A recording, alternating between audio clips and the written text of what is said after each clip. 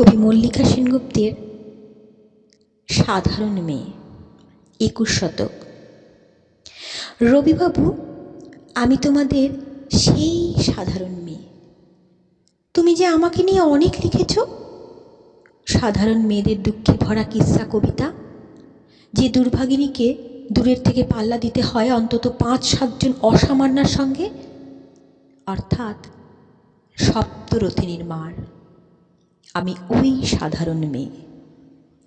তোমার কবিতা আর গল্পগুচ্ছে পাতায় পাতায়, শিলাইদহের ঘাটে, গ্রামের উঠোনে আমার কথাই তো ছড়িয়ে রয়েছে। অনেক লিখেছ, কিন্তু তোমরা কেউই আমাকে জিতিয়ে দিতে পারোনি তখন। ইতিমধ্যে কেটে গেছে ৭৬ বছর।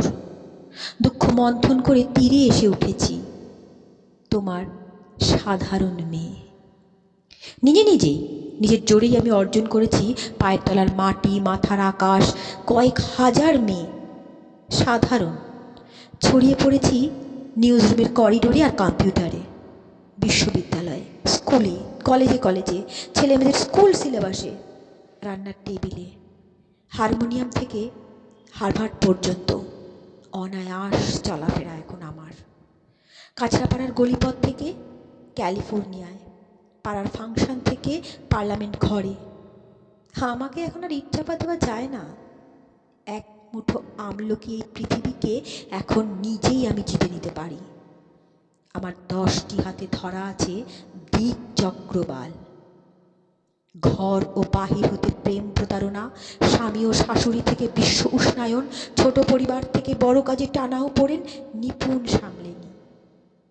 আমি 10 ভুজা। মালতী এখন আর হারিয়ে যায় না কোনো এক নরেশের উপেক্ষার মেঘে। রবিবাবু, দেখো, তোমার ওই সাধারণ মেয়ে অসামান্য হয়ে উঠে ভাবাচ্ছে তোমাকে। নমস্কার।